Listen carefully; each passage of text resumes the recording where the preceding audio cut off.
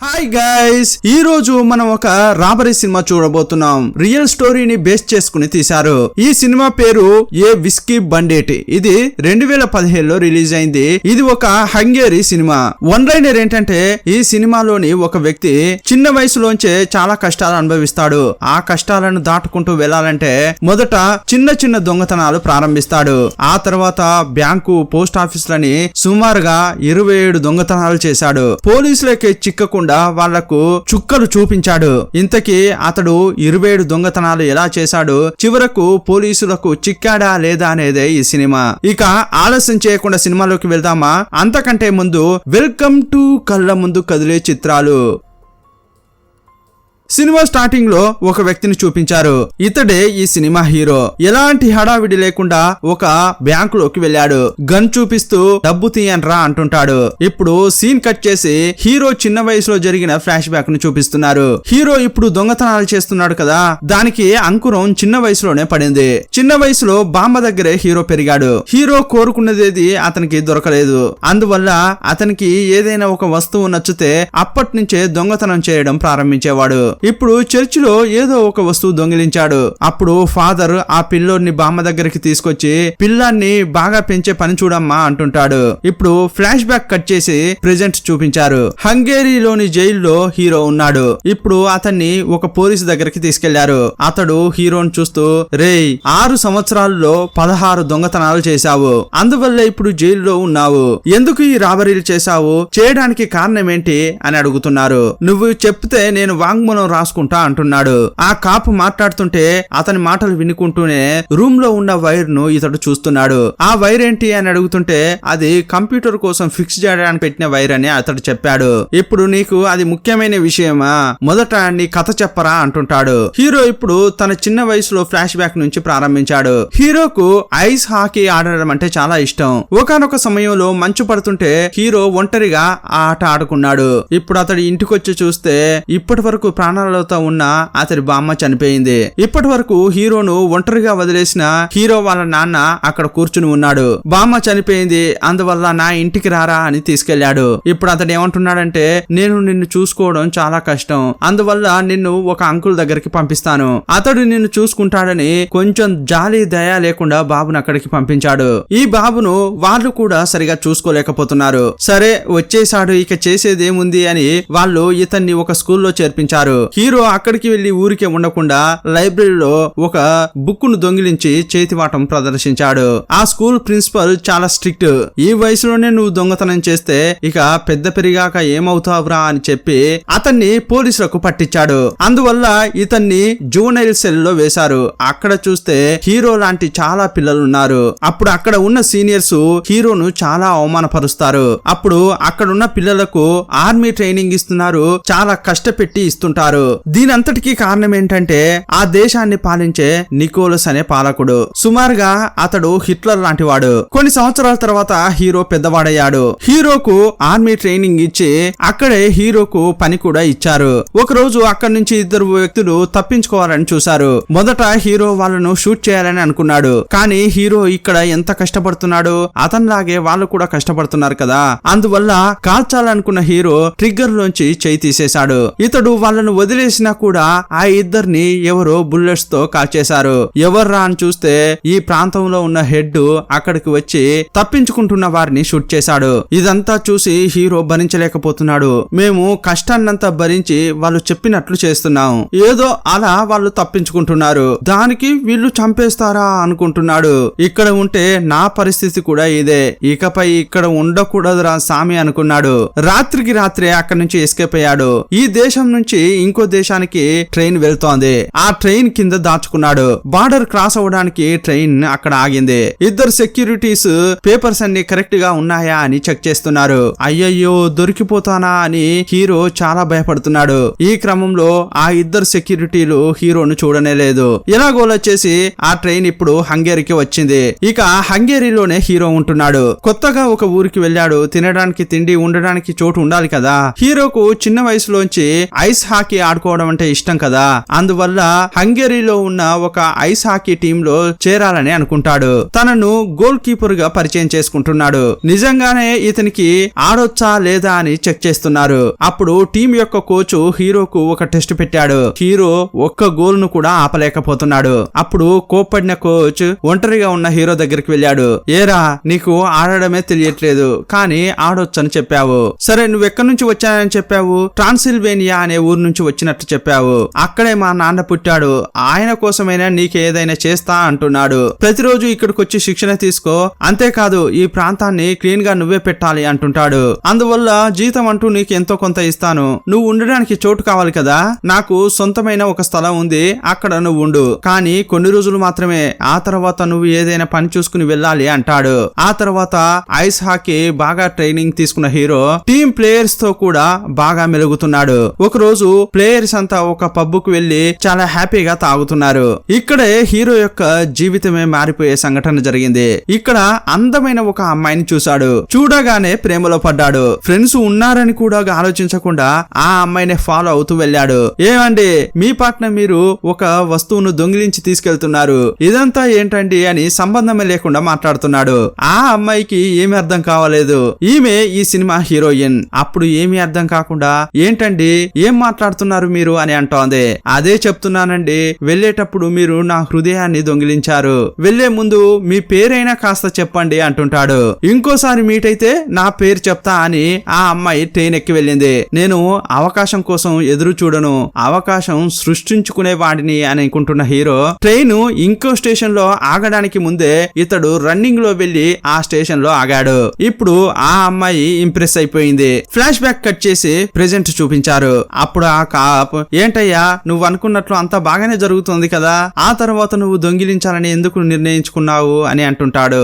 అప్పుడు హీరో మళ్ళీ కంటిన్యూ చేస్తున్నాడు. హీరో వేరే ఊరు నుంచి హంగేరీకి వచ్చాడు కదా, అందువల్ల ఇక్కడి పౌరసత్వం హీరోకు లేదు. సిటిజన్షిప్ ఉంటేనే హీరో ఎక్కడికైనా వెళ్ళినా కూడా పనిస్తారు. సరే, అది తీసుకుందాం అని చెప్పి ఆఫీస్ కు వెళ్ళాడు. వాళ్ళు ఆ పేపర్ ఈ పేపర్ అని సుమారుగా 25 డాక్యుమెంట్స్ అడిగారు. నేను ఇదంతా అఫీషియల్ గా చేయాలంటే 5-6 సంవత్సరాలు అవుతుంది. కరెక్ట్ గా పోతే ఇది కాదు, షార్ట్ కట్ లో వెళ్ళాలని అనుకుంటాడు. ఒక రోజు స్నాక్ షాప్ కు హీరోయిన్ హీరో తీసుకెళ్లాడు. ఒక లార్జ్ పాప్కార్న్ 2 కోక్ తీసుకురా అని వెయిటర్ కు చెప్పాడు. అవి తీసుకొచ్చిన వెయిటర్ 500 రూపాయల బిల్ అయిందని చెప్పాడు. కానీ హీరో దగ్గర అంత డబ్బు లేదు. సరే, నీ దగ్గర లేకుంటే నేను ఇస్తానని హీరోయిన్ ఇచ్చింది.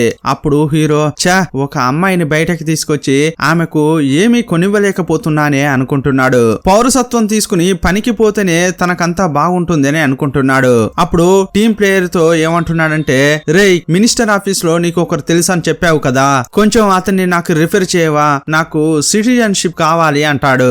అతడు డబ్బు కావాలని అడుగుతారా, నేను ఇప్పుడే చెప్తున్నాను, డబ్బు రెడీ చేసుకో అని చెప్పాడు.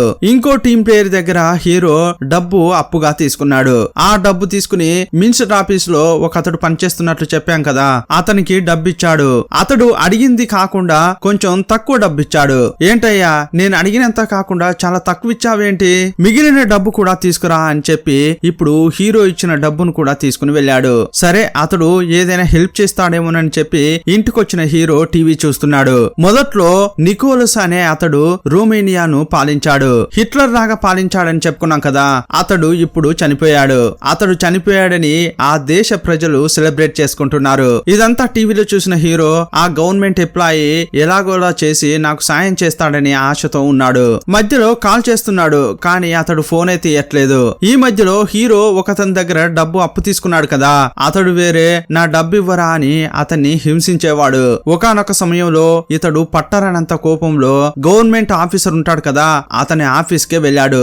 ఏంటండి, నేను డబ్బు ఇచ్చాను కదా, పని పూర్తి చేయండి, పని పూర్తి అయ్యాక మిగిలిన డబ్బు ఇస్తా అని అంటాడు.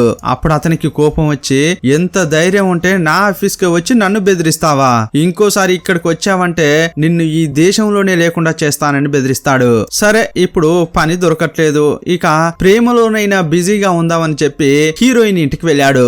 ఇప్పుడు అమ్మాయి వాళ్ళ తల్లిదండ్రులు ఏమంటున్నారంటే, నీ పేరేంటి, నీ ఊరేంటి, ఎంత బ్యాంక్ బ్యాలెన్స్ ఉంది అని వాళ్ళు అన్ని ఆరా తీస్తున్నారు. కానీ హీరో దగ్గర సిటిజన్షిప్ కూడా లేదు. ఇలాంటి పరిస్థితుల్లో అతనికి పిల్లనెవరిస్తారు? అందువల్ల హీరోయిన్ వాళ్ళ అమ్మా నాన్న హీరోయిన్ ను ఇంట్లోకి పంపించి, ఇదిగో చూడు తమ్ముడు, నువ్వు చిన్న వయసులో ఉన్నప్పుడే మీ అమ్మ ఎక్కడికో వెళ్లిపోయిందని చెప్పావు. మీ నాన్న కూడా నిన్ను చూసుకోలేదు. ఇప్పుడు నీకు పేరెంట్స్ అంటూ ఎవరూ లేరు. అంతేకాదు ఇప్పుడు నీకు కారు లేదు, ఇల్లు లేదు. ఇలాంటి పరిస్థితుల్లో మా పిల్లని ఇస్తామని నువ్వు ఎలా అనుకుంటున్నావు? ఆమె డిగ్రీ కంప్లీట్ చేయబోతోంది. అది అయిపోగానే డ్యూటీకి వెళ్తుంది. ఆమెకంటూ ఒక బ్రైట్ అయిన ఫ్యూచర్ ఉంది. అది అనవసరంగా నువ్వు చెడగొడుతున్నావు. ఆ విషయం నీకు కూడా తెలుస్తోంది. అందువల్ల డీసెంట్ గా ఇక్కడ నుంచి వెళ్లిపో అని అతడు చెప్పకనే చెప్పాడు. హీరోయిన్ రూమ్ లోంచి బయటకు వచ్చేసరికి ఇతడు వెళ్లిపోయాడు. ఇప్పుడు హీరో పబ్బు వైపు వచ్చాడు. అక్కడ చూస్తే ఒక ధనవంతుడు డబ్బును అందరికి అటు ఇటు వీస్తున్నాడు. అందరూ అతని చుట్టూ మూగుతున్నారు. అతన్ని చూడగానే ఇతడు ఏమనుకుంటున్నాడంటే అలాగైతే డబ్బు ఉంటేనే హ్యాపీగా జీవించొచ్చు అన్నమాట అని అనుకున్నాడు. డబ్బు లేకపోతే అవమానమే అని అనుకుంటున్నాడు. ఇప్పుడు రోడ్డు పక్కన ఒక పోస్ట్ ఆఫీస్ ఉండడం హీరో చూశాడు. ఇప్పుడు ఎలాగైనా దోపిడీ చేయాలని డిసైడ్ అయిపోయాడు. హీరో ఎలా ఉన్నాడో అలాగే లోపలికి వెళ్తే ఇతన్ని కనిపెడతారు కదా. అందువల్ల కోట్ సూటు, కళ్ళద్దాలు, విగ్ అని మొత్తం డ్రెస్సింగ్ మార్చేశాడు. అతన్ని గుర్తుపట్టకుండా తయారయ్యాడు. పోస్ట్ ఆఫీస్ లోకి వెళ్లి బొమ్మ తుపాకీని చూపిస్తూ దోపిడీకి వచ్చాను, డబ్బంతా తీసి నాకు ఇవ్వండి అని అంటుంటాడు.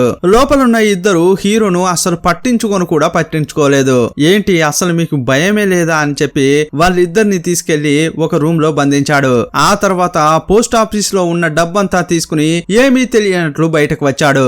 ఈ సినిమా ఇప్పుడు జరిగేది 1990s లో. ఇప్పుడున్నట్లు అప్పట్లో హై టెక్నాలజీ, సీసీటీవీ కెమెరాలు అంటూ ఏమీ లేవు. ఆ చోట సెక్యూరిటీ గార్డ్స్ కూడా ఉండకపోయేవారు. అందువల్ల దొంగతనం చేయడం చాలా ఈజీగా ఉంది. డబ్బు దొంగిలించాక ఒక రైల్వే ట్రాక్ లోకి వెళ్ళాడు. తన డ్రెస్ ను విప్పేసి ఆ తర్వాత ఇంటికొచ్చాడు. తీసుకొచ్చిన డబ్బును ఒక టేబుల్ పై వేశాడు. ఆ డబ్బును చూస్తూ చాలా సంతోషపడుతున్నాడు. ఎందుకంటే హీరో ఇంత డబ్బును జీవితంలో చూసిందే లేదు. ఆ డబ్బును హక్ చేసుకుని అయ్యయ్యో ఎంత డబ్బు వచ్చిందే అనుకుంటున్నాడు. ఆ తర్వాత ఆ డబ్బుతో ఎలా జాలీగా ఉండొచ్చో అన్ని అనుభవిస్తున్నాడు. గవర్నమెంట్ ఆఫీసర్ కు డబ్బు ఇవ్వడం కోసం హీరో ఒక ప్లేయర్ ఫ్రెండ్ దగ్గర డబ్బు అప్పు తీసుకున్నాడు కదా. అతడు తరచుగా హీరోను టార్చర్ చేసేవాడు. అందువల్ల డబ్బును అతనికి ఇచ్చేశాడు. ఆ తర్వాత గవర్నమెంట్ ఎంప్లాయీని డైరెక్ట్ గా మీట్ అయ్యాడు. సార్, నేను అడిగిన డబ్బు ఇవ్వలేదని, నేను అడిగిన పనిని మీరు చేయలేదు కదా, ఇదిగోండి మీరు అడిగిన డబ్బు అని మొత్తం ఇచ్చేశాడు. ఆ గవర్నమెంట్ ఎంప్లాయీ ఇతనికి సిటిజన్షిప్ ఇచ్చాడు. ఆ తర్వాత హీరోయిన్ వాళ్ళ నాన్న నీ దగ్గర కారు లేదు, డబ్బు లేదు అని అవమానపరిచాడు కదా. ఇప్పుడు హీరోయిన్ కోసమే అతడు కొత్త కారు కొన్నాడు. ఇన్నాళ్ళు హీరోయిన్ ను అతడు మీట్ అవ్వలేదు.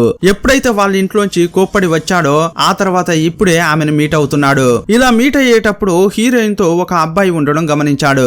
ఎవరు అని అతడంటే క్లాస్మేట్ అని ఆమె చెప్పింది. సరే అమ్మా, ఇన్ని రోజులు నీ దగ్గరికి రాలేదని నువ్వు కోపంగా ఉండి ఉంటావు. నిన్ను కన్విన్స్ చేయడం కోసమే ఇది తీసుకొచ్చానని చెప్పి ఒక చైన్ తీసిచ్చాడు. అది చూడగానే oh my God, my lovely lover అని అతన్ని హక్ చేసుకుంది. ఐ లవ్ యూ అని నడి రోడ్డులో అతన్ని కిస్ చేసింది. చిన్న వయసులోంచి హీరో ఎలాంటి జీవితం గడపాలని అనుకున్నాడో ఇప్పుడు అలాంటి జీవితం అతనికి అమరింది. కానీ ఇది కంటిన్యూ కాదు కదా. ఎందుకంటే దొంగిలించిన డబ్బుతో అతడిలా హ్యాపీగా బతుకుతున్నాడు. ఇప్పుడు డబ్బు మొత్తం ఖర్చు అయిపోయింది. ఒకే ఒక కట్ట మాత్రమే ఉంది. ఇది కూడా ఖర్చు అయిపోయిందంటే హీరో యొక్క సంతోషం కూడా పోతుంది. అది అలా జరగకూడదంటే ఇతడు ఇంకో దొంగతనం చేయాలి. ఇప్పుడు ఫ్లాష్ బ్యాక్ కట్ చేసి ప్రెజెంట్ కు వచ్చారు. ఓ, అందువల్లే రెండో దొంగతనం చేశావా అని కాప్ అడుగుతున్నాడు. అవునండి చేశాను.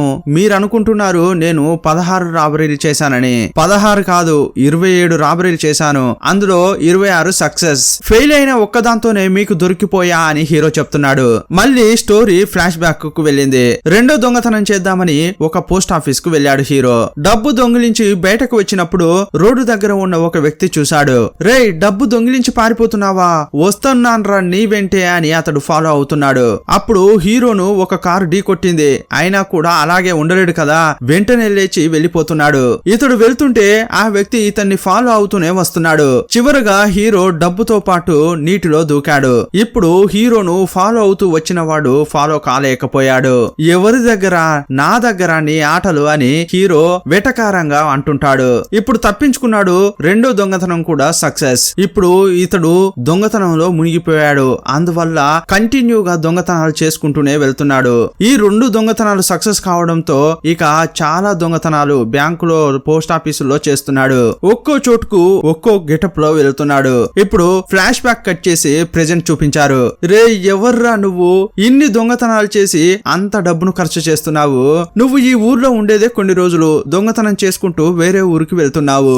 నీ పాస్పోర్ట్ చూస్తేనే నువ్వు ఏ ఊరికి వెళ్ళావు, ఏ దేశానికి వెళ్ళావు అనేది తెలుస్తోంది. నువ్వు వెళ్ళిన దేశాలు చూస్తుంటే ఆ దేశం పేరు కూడా నేను వినలేదు. అంత మజాగా గడిపావు. సరే స్టోరీ కంటిన్యూ చేయరా అంటాడు.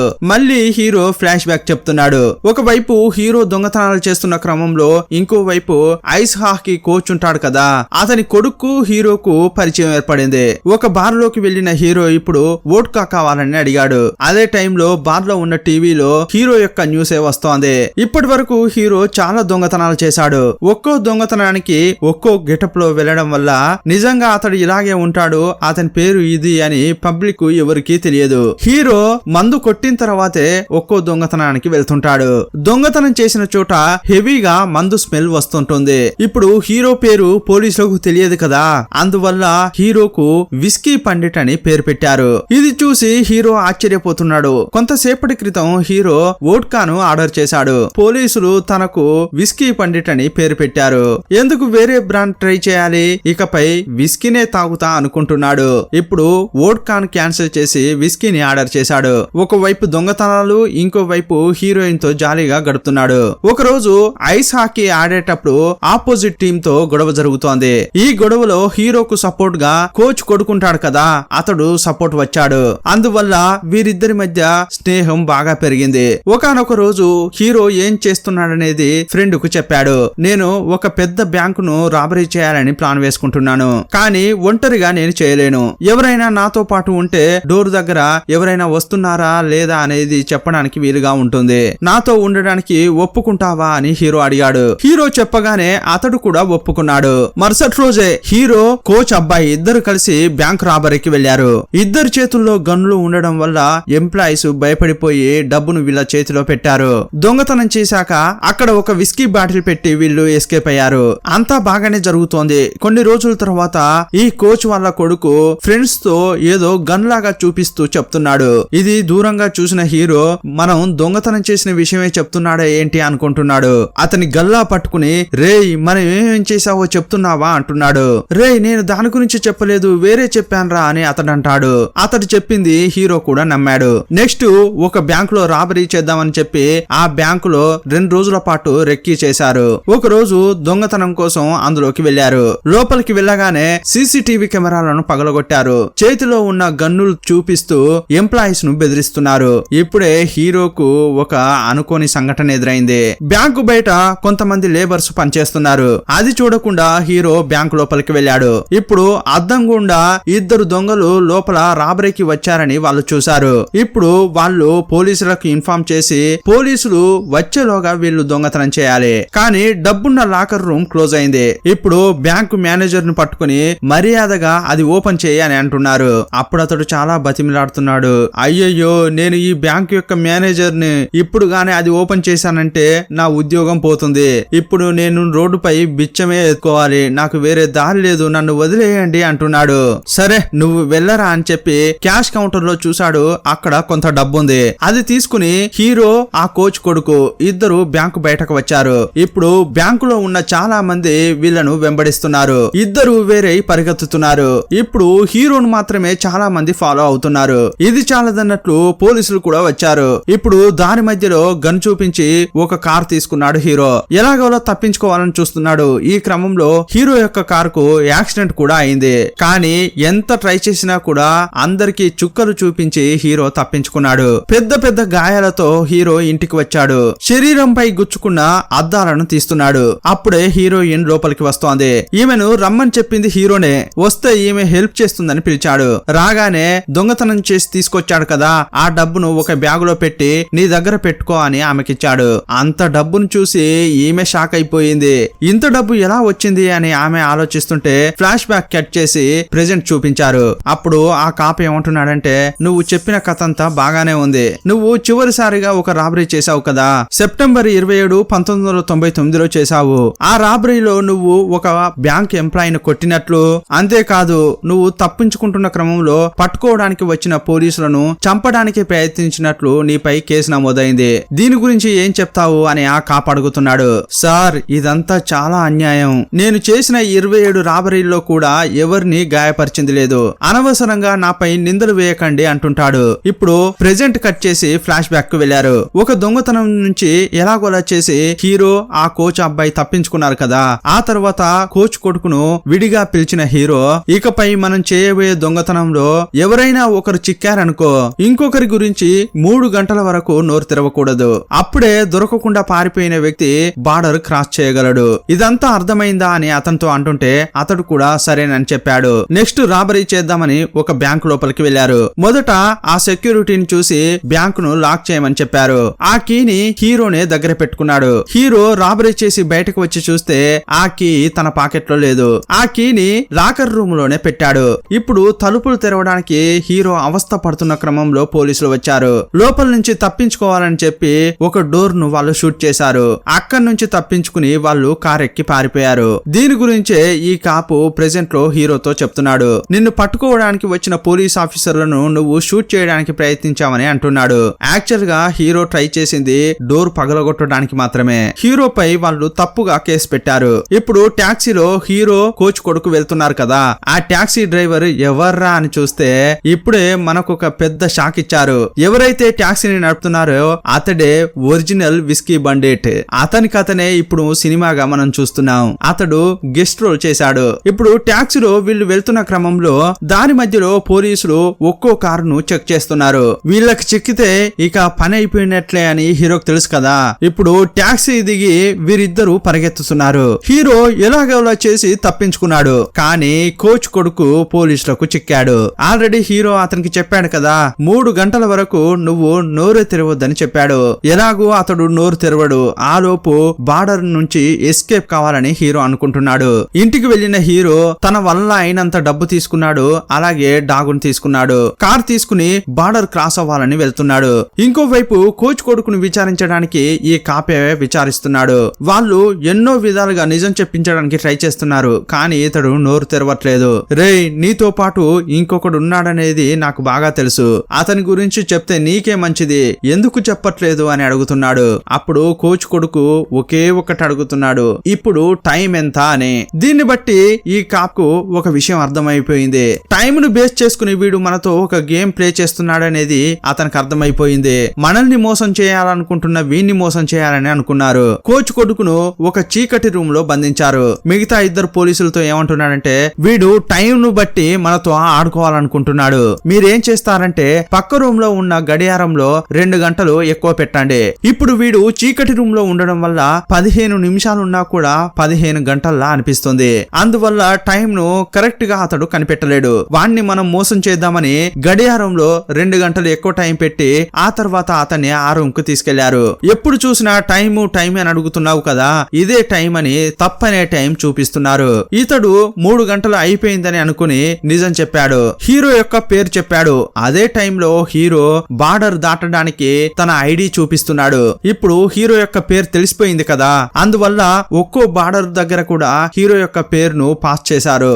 అందువల్ల హీరోను బార్డర్ లో పట్టుకున్నారు. హీరోను అరెస్ట్ చేసి జైల్లో వేశారు. ఆ తర్వాత ఇన్నాళ్ళుగా పోలీసులను ఏడిపించిన విస్కీ బండిట్ ను పట్టుకున్నారని, అతడిప్పుడు పోలీస్ కస్టడీలో ఉన్నాడని న్యూస్ వస్తోంది. హీరోకు పార్ట్నర్ గా కోచ్ యొక్క కొడుకున్నాడు కదా, ఆ విషయం కూడా టీవీ న్యూస్ లో చెప్తున్నారు. ఇప్పుడు జైల్లో ఉన్న హీరోని మీట్ అవ్వడానికి హీరోయిన్ వచ్చింది. ఇన్నాళ్ళు హీరోతో ఉన్నా కూడా ఇతడు దొంగతనం చేస్తున్నాడని ఆమెకు తెలియదు. న్యూస్ లో చూసిన తర్వాతే ఓహో వీడు దొంగతనం చేసిన డబ్బుతోనే నన్ను ఇలా సంతోష పెట్టాడా అనుకుంటోంది. ఇప్పుడు హీరోను మీట్ అవ్వాలని జైలుకు వచ్చింది. ఆమెతో ఏమంటున్నాడంటే మంచి లాయర్ ని సెట్ చేయి, నేను ఒక రోజు నీకు బ్యాగ్ నిండా డబ్బు ఇచ్చాను కదా, దయచేసి ఆ డబ్బు నాకు ఇవ్వు అంటుంటాడు. ఇప్పుడు అతనికి ఆమె ఒక ట్విస్ట్ ఇచ్చింది. డబ్బా అదంతా నా దగ్గర లేదు, నేను ఎప్పుడో ఖర్చు చేశాను, నువ్వు జైల్లోనే చావు, నేను వెళ్లిపోతున్నా అని వెళ్తోంది. పోయే క్రమంలో ఇంతకు ముందు హీరోయిన్ తో పాటు ఒక అతడు ఉంటే అతడు ఎవరని కూడా హీరో విచారించాడు కదా. హీరోయిన్ కూడా అతన్ని క్లాస్మేట్ అని చెప్పింది. ఇప్పుడు అతడు ఈమె కోసం బయట వెయిట్ చేస్తున్నాడు. అతనితో కలిసి ఈమె వెళ్లిపోతోంది. ఇప్పుడు వారిద్దరి మధ్య సంథింగ్ అయింది. అయ్యయ్యో నన్ను ఇలా మోసం చేశావే అని ఇతని గుండె పగిలినంత పని అయింది. ఇదే హీరో యొక్క ఫ్లాష్ బ్యాక్. ఇప్పుడు కాప్ ఏమంటున్నాడంటే నీపై అటెంప్ట్ టు మర్డర్ కేసు పెట్టాం కదా, నిన్ను జీవితాంతం జైల్లోనే ఊచలు లెక్కబెట్టేలా చేస్తాంరా అని కాప్ అంటున్నాడు. అప్పుడు హీరో హీరో ఏమంటున్నాడంటే, ఏంటండి నేను ఏ రాబరీలో కూడా ఎవరిని తిట్టింది కొట్టింది లేదు, మీరు అనవసరంగా నాపై తప్పుడు కేసు పెట్టారు, ఇక నన్ను లోపలే ఉంచాలని మీరు డిసైడ్ అయ్యారు కదా, ఇక మీరు చేసేది చేసుకోండి, నేను చేసేది చేసుకుంటా అంటుంటాడు. ఇలా ఇతనితో మాట్లాడుతూనే లోపల ఒక వైర్ ఉండడం ప్రారంభంలోనే చూశాడు కదా, ఆ కాప్కే తెలియకుండా దాన్ని దొంగిలించాడు. ఆ తర్వాత ఇతని బెడ్ లో ఉన్న ఒక క్లాత్ ను కట్ చేశాడు, వైర్ ను క్లాత్ ను లింక్ చేసి తన పొట్టలో కట్టుకున్నాడు. ఇదంతా తెలియని పోలీసులు ఎప్పుడు కూడా హీరో ఫ్రీగా ఉండాలని చెప్పి ఒక 20 నిమిషాల పాటు విడిగా ఉన్న సెల్ లో వేస్తారు. 4 పక్కలు కూడా చాలా హైట్ లో ఇనుప షీట్లు ఉంటాయి, కానీ టాప్ ఓపెన్ గా ఉంటుంది. ఆల్రెడీ హీరో ఆ క్లాత్ ను వైర్ ను తన పొట్టలో కట్టుకున్నాడు కదా, దాన్ని రోప్ గా యూజ్ చేసుకుని ఇక్కడ నుంచి పైకి వచ్చాడు. చుట్టూ ఉన్న సెక్యూరిటీ గార్డ్స్ కు కనిపించకుండా ఆ బిల్డింగ్ నుంచి పక్కనున్న బిల్డింగ్ లోపలికి వచ్చాడు. ఎలాగోలా చేసి జైలు నుంచి కంప్లీట్ గా తప్పించుకున్నాడు. హీరో వెళ్లిపోయిన తర్వాతే వీళ్ళకి తెలిసింది హీరో ఎస్కేప్ అయ్యాడని. ఇది తెలిసి ఈ కాపు జీవితం పైనే విరక్తి చెందాడు. రియల్ లైఫ్ లో కూడా విస్కీ బండిట్ ఇలాగే తప్పించుకున్నాడు. సుమారుగా 6 సంవత్సరాలు 27 రాబరీస్. హంగేరీనే ఏడిపించిన ఒక దొంగను అరెస్ట్ చేసిన తర్వాత అతడు తప్పించుకున్నాడని తెలిసి ప్రజలంతా ముక్కున వేలేసుకున్నారు. ఆ టైంలో ఇది పెద్ద ఇష్యూ అయింది. హంగేరీ పోలీసులు మొత్తం రాత్రి పగలు తేడా లేకుండా కంటి మీద కునుకు లేకుండా అతని కోసం వెతికారు. సినిమా మధ్యలో రియల్ క్లిప్స్ కూడా చూపించారు. ఇలా చాలా రోజులు వెతికిన తర్వాత ఒకానొక రోజు విస్కీ బండిట్ ను అరెస్ట్ చేశారు. కోర్టులో అతనికి 17 ఏళ్ల జైలు శిక్ష పడింది. కరెక్ట్ గా 12 సంవత్సరాల తర్వాత జనవరి 31, 2012వ తేదీ సత్ప్రవర్తనతో ప్రవర్తించాడని ఇతన్ని విడుదల చేశారు. బయటకు వచ్చిన విస్కీ బండిట్ ఆ తర్వాత దొంగతనాలు చేయకుండా ట్రేడింగ్ లో సంపాదించాడని చూపించి ఈ సినిమాను ముగించారు. ఈ సినిమా మీకు నచ్చిందని అనుకుంటున్నాం. ఈ సినిమాపై మీ అభిప్రాయం ఏంటో కామెంట్ బాక్స్ లో రాయండి. మరో సినిమాతో మళ్ళీ కలుసుకుందాం. అప్పటి వరకు బాయ్ బాయ్.